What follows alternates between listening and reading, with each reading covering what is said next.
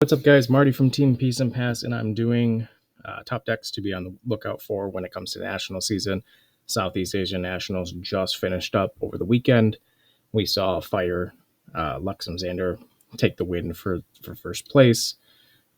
So we're going to go over some of the decks to be on the lookout for, give you guys some ideas as to some of the cards that they're teching or playing, and then give you guys some deck lists as well. So if you are attending nationals, things like that, you'll know what to expect, or some things to maybe look at with that they're citing that maybe you didn't think of. Starting off, Fire Diao Chan. Deck focuses on Fractal with Sparks and Fire Bloom Flourish to be able to do some early pinging, drawing, everything like that with the Fantasias. You're able to play your Shimmer to be able to deal damage with these, things like that. The other thing you can do is Searing Rebuke, so you can ping yourself, deal multiple instances of damage there. Looking at the list, a lot of the stuff is just very aggressive stuff. Rococo, Heated Vengeance, Impact Hammers, all the pinging stuff, things like that. You can see Staggering Strike being cited, which we'll go over with some of the other things to kind of keep in mind why that's being teched on the side and things like that. Moving on to Water Diao Chan. As everyone knows, this is the Fractal deck. Play all the Fractals, get all the benefits. Being able to draw 2 cards with Way of Peace. A lot of people are playing Fate's Premonition to be able to block a certain card or make them have to pay so much to be able to play this card. And then Burst Asunder obviously is your kill aspect for this deck. Playing all the Fractals. One thing you want to keep in mind with this is that you are looking at something in here that's a little bit different is Gildas. So with Gildas, obviously you're playing all these Fractals, and therefore you can kind of balance yourself and be able to make sure that you're balanced at all times. So it gets the 4 attack, pressuring very fast, very aggressive. You have your Sense of Restful Peace for Radiant Protective Trinket, things like that, to side in for either this matchup or for Guo Jia, which is the water build, which is a very strong deck on that end, which we'll go over as well. So one thing to also consider is actually Water Arisanna. So same thing with the Fractals. The difference is this is able to handle the ally matchups a little bit easier with Polaris and the ingredient pouch built with the H counters. Get enough on there to be able to deal the damage and be able to do that for board clears and things. So since she is a cleric, you're still able to get all of the benefits. The deck is very similar. The only difference, obviously, is you don't have the glimmer counters to be able to activate cards that you put down into memory, but you're getting the board clear, so you're getting that trade-off for things like that. This also can play Potion of Healing for that healing aspect with all of the herbs that you're gathering to just be able to kind of live a little bit longer to potentially kill your opponent on that end. Still also playing the Gildas, like I said.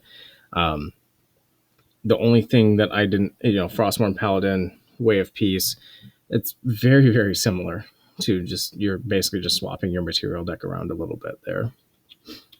Regular Wind Arisanna, though, is one of the decks that you want to consider as well. There's a couple matchups that you can watch from the video from the live streams, which you can go back and watch. It played a couple ally decks. You thought the deck was going to lose, and all of a sudden it just pulled it out of nowhere because Cosmic Bolt is a very strong card. You do have obviously your Serene Wind that you're able to do healing off of, your 3 visits that you're able to do healing off of. One of the new things that I've been seeing people play is Lunar Seal. Because of the fact that you're playing Polaris, and with the ally matchup, you're board clearing a little bit earlier, you're not getting as many Cosmic Bolts into your deck. So this is just another way to star call something to be able to glimpse a little bit more and dig, which is something that you definitely want to do now. Regenerate, draw a card in the memory. So self-replacing, if you have 10 damage, you get to recover 2. So just a little bit of that recovery to keep you alive. Giving you guys another list to kind of pause the video and take a look at as well. So 3 visits, Zephyr, Scatter Essence, Beseech the Winds are your wind aspects. So you're not playing as many wind, therefore that's why Serene Wind is an excellent card. You can get Beseech going to get to Ari much faster, get things set up a turn earlier, especially if you are going second.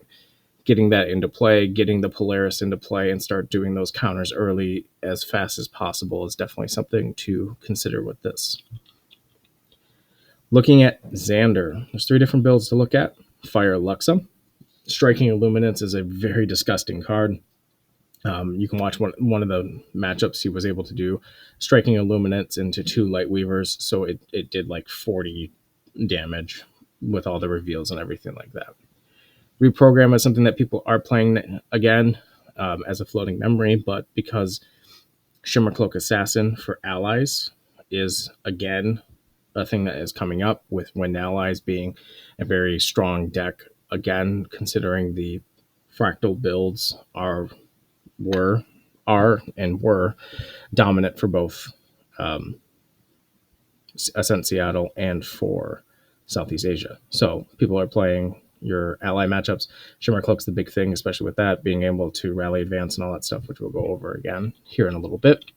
And then Incapacitate, negating those spells that you don't want to deal with, your burst damages from a lot of different decks. Looking at the list over, obviously Scry the Skies is able to dig, playing Vanish from Sight for the ally matchup. When you go to Xander Def Executioner, you're able to add that back. I personally like the fire aspect because I like playing all the Luxem cards, Gleaming Cuts, things like that, Striking Illuminance and Cover the Plot, just really kind of in Excalibur is really just digging all those Luxem cards and being able to kind of utilize what Xander was meant for on that end. But the other build to consider is the Wind Luxem. This deck is very versatile. It gets a lot more preparation counters, therefore you can slice and dice for early aggression. You're able to Ensnaring Fumes, get rid of all of the Fate Stone, because they all have spell shrouds, you can't target them. So if you make everything bounce, that's a way to get rid of them. And then Veiling Breeze is another thing. Obviously, when it comes to that versatility, you have the ability to prevent damage and things like that. So it has, as looking at the list, you have all of this really strong pushing with Windmill Engineers, Ace and Protectors, Sadie, Swift Recruits, things like that, just to get in there for the early chip damage. You're able to, from there, Poison Dagger, Mercenary Blade, Slice and Dice, stuff like that. So you have this really aggressive early package. You have a lot of digging with Surveil the Winds for drawing, Sirocco Operative, Windmill, Scout the Land, things like that. You have Scatter Essence that you can main, which is floating memory, and a way to get rid of some of the fractals. Vertigus Decrees to be able to blink stuff, which is very relevant, especially if you're playing against an ally matchup. They play, typically a lot of times you'll see them go Windmill Engineer into Asen. Once they bounce the Windmill, you blink the Asen, it comes back into play, it has to bounce itself. So Xander Fire Aggro, you're playing this package of the Red Hair, the Arthur, and the Cinder Keeper to have this early aggression. You drop Arthur, he's immortal.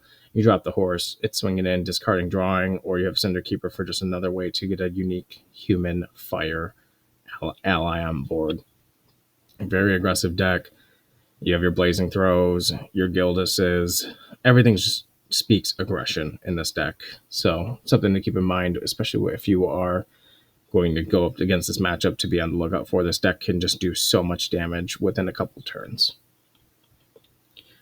Guo Jia, the biggest one is Water Guo Jia with the, obviously, Sapphire Fatestone and Milling. A lot of people didn't focus with Nullifying Lantern because of the fact that they were so focused on allies and they were focused on your fractal deck. So this was able to skate by with all of the water cards. Not a lot of people playing that Lantern. So you can resonate the Melody Resonating card that you're able to swap the stats. You can swing in there with the turtle for huge amounts of damage. You have the Fate Stone that when it's banished as you're leveling up gives you the Dolphin to mill. So obviously building up those quest counters, and then Conniving Plans as well. Top 2 cards of your deck go to the grave.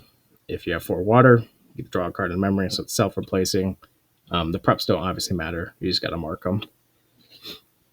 So taking a look at the side there with the list, feel free to pause it. But Unbroken Mustang is something definitely getting put in there to have those outs to the Censor and to nullifying things that just put this deck and hurt this deck really hard. So you have all of this to consider. Staggering Strike, which we'll go over all this for the side deck, and a lot of people are playing that, and I'll go over why. So the last one another one you want to consider is Wind Tristan. So just playing very similar to the stylings of Xander. However, you're playing your Shadow Strike and your Waltz, and obviously instead of Luxem cards, so you're able just to swing for a big attack. The downfall with this deck is because of the Shadow Strike being so focused as your finisher versus like Light Weavers and things like that. Song of Frost is a card that, when you're playing as Guo Jia, you're just able to play it for free and block the attacks and things like that. However, this deck gets a lot more prep counters much faster because you have something like Black Market Broker. Windwalker Boots, things like that will obviously add those preps. You're able to slice and dice just the same. Very aggressive with that end. And then as you level up, Mastermind Scheme adding a load of preps. But Staggering Strike is the card to obviously mention with this. So with some of these decks, you're putting your champion at stealth. So if it does get hit because it has True Sight, it's removing preparation counters. So a lot of these cards with Wind Zander and Fire Zander and Tristan rely on you to have those preps. So getting them off and removed early is something that can hinder this deck quite a bit, right? You build up to 4, you're able to higher blade, draw multiple cards. Well, if I take away 3 of them, you're not doing that. You're not slicing and dicing. So that's what a lot of people are citing this for, is for these assassin matchups. Lorraine, you have wind allies. Sun-Chi with the Weapon Master, you're able to put it on the Heaven's Rise, so it gets an additional attack, it gets an additional buff, 2/3 weapons swinging in there for damage. Rallied Advance to wake up a target ally. You get to swing in there for more attack. You're typically doing this with a lot of stuff like, you can do it with Gildas or Aeson Protector, Andronica, your Shimmer Cloak Assassin, things like that. And Second Wind, of course, allows you to withstand them. So you're just swinging for this big dude and swinging multiple times on that end. Another one to consider is Fire Aggro Lorraine, Rending Flames, Heated Vengeance, Home by Fire, just buffing, putting this big attack damage in there. A lot of the cards that you're playing in here are going to the Sun-Chi again to put buffs on things, and additional attack for damage. Arthur, the red hair, and the Cinder Keeper packages in here, Hasty, and all the stuff to be able to attack. Fiery Momentum, because people weren't playing Nullifying Lantern. Once again, you're able to just have all this fire stuff to be able to be super aggressive with this deck as well. So not only is there Xander to be on the lookout for fire aggro, but there is Lorraine as well. A couple honorable mentions. You have Fire Guo Jia, which obviously with the Ruby Fate Stone, all the Fate Stones, and then Suzaku's Command. This is going to be just an aggressive deck as well, doing those ping damages, getting this in there, getting the Phoenix off, attacking. There's been a couple of them that have been getting into day 2, so I just wanted to mention this obviously as a fire aggression deck as well. And then Wind Diana. I think this one was pretty cool. Obviously you have your Seeker's Rifle and Blast Pump shots, but you have your Veiled Dash to be able to give stuff distant, prevent them from being attacked and destroyed during the end. So that really does matter when it comes to the ally matchups. If you're playing the mirror match and things like that, preventing your guys from dying, and then they already attack so you can kill off their stuff, really does matter. So feel free, if you guys need to pause, go back, look at some of these lists, gives you a good idea, good skeleton to look at to what people were playing. Obviously you can check the Omni decks as well. But that's going to do it for me, guys. I want to thank you guys for watching. As always, like, comment, and subscribe, and thanks so much. Peace.